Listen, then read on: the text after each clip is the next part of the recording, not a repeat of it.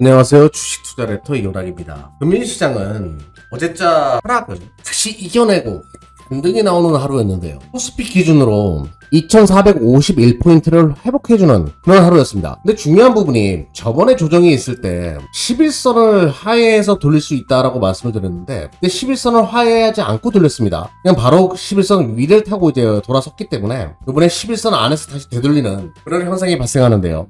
지금 시장에 대해서는 뭐 하단이 갭이 있다 보니까 정확하게 따지면 2395포인트까지도 밀릴 수 있다, 이렇게 볼 수 있는데, 코스닥을 한번 보도록 하겠습니다. 코스닥은 갭도 없이 계속 오늘 종목별 장세가 만들어졌어요. IT, 소부장 관련된 종목들이 과대 낙폭대 종목들, 뭐 에코프로 같은 경우에는 오늘 신고가를 갱신하는 그런 또 흐름을 보여줬죠. 아무튼 종목별로 소부장에서 순환매가 만들어지면서 코스닥은 강한 흐름을 계속 이어가는 그런 패턴을 보여줬습니다. 그런데 여기서 이제 시장의 조정이 제가 깊지 않을 것이다라고 계속 강조드리는데요. 지금 최근에 시장 조정 오면서 코스피 시장 갭매일 수도 있겠다라는 생각이 드는데, 그거보다는 가벼운 조정이 될 수밖에 없다, 이렇게 보는 가장 큰 배경은 먼저 외환시장에서 매물벽과 부딪혔다는 얘기죠. 그러니까 시장이 빠지고 나서 어떤 패턴을 보여주냐면, 달러 인덱스가 당연히 돌아설 수밖에 없고, 근데 달러 인덱스가 거래량이 터지면서 반등은 나왔지만 41선과 맞물렸단 말이에요. 만약에 여기서 강력한 반등이 일어나지 않을 경우에는 달러 인덱스가 무너질 가능성이 높아요. 원달러 환율 기준으로 본다라고 하더라도 오늘 41선 언저리에서 1255원인데요. 여기 구간에서 살짝 부딪히고 음봉으로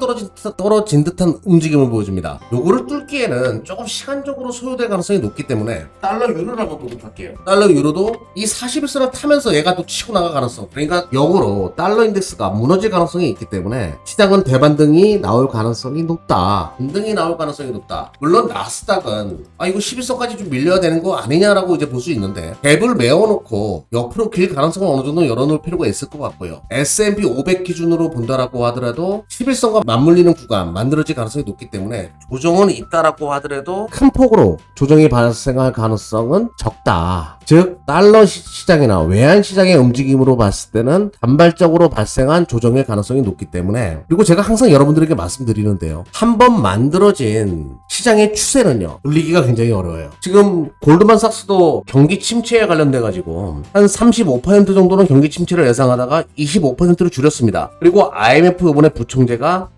경제 성장률을 높게 측정했어요, 기존 것보다. 그 배경은 유럽이 춥지 않았다, 유럽의 인플레이션이 에너지에 대한 인플레이션이 큰 폭으로 발생하진 않았다. 첫 번째는 그거였고요. 두 번째는 중국의 봉쇄가 풀리면서 중국의 소비가 회복되는 부분이었거든요. 즉 중국의 소비와 관련돼 가지고 시장이 변수로 바라보고 있다. 경기 침체에 대한 분석을 했던 사람들의 또 하나의 변수가 발생했다. 근데 중국이 지금 최근에 리커창도 다시 나타나기 시작했더라고요. 리커창 전 총리라고 해야 되나요?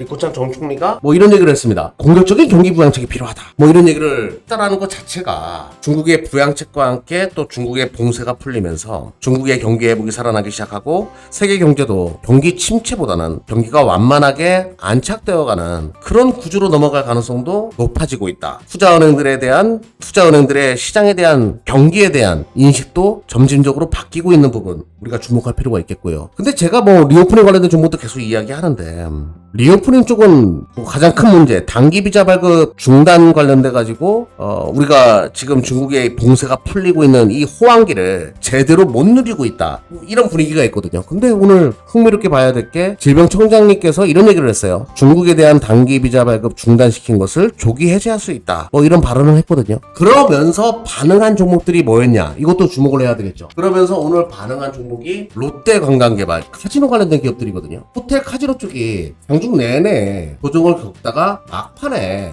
그 뉴스가 뜨면서 확 끌어올리는 그런 모습을 보여줬습니다. GKL도 마찬가지였어요. 계속 운봉이었다가 막판에 확 끌어올리는 그런 모습들을 보여줬단 말이죠. 흥미롭게 볼 필요가 있어요. 파라다이스도 마찬가지였습니다. 재미가 없다. 최근에 12물량 또 나오고 이러면서 조정은 있었지만 막판에 또 확 끌어올리는 그런 모습을 보여줬기 때문에 이쪽이 좀 더 민감하게 반응한다. 즉 중국의 단기 비자 발급 중단 해제가 이루어질 경우에는 이쪽이 빠르게 반응할 가능성이 높아지고 있다. 이런 관점으로 볼 필요가 있습니다. 항상 여러분들의 성공 투자를 응원하는 24시 클럽 이경락이었습니다.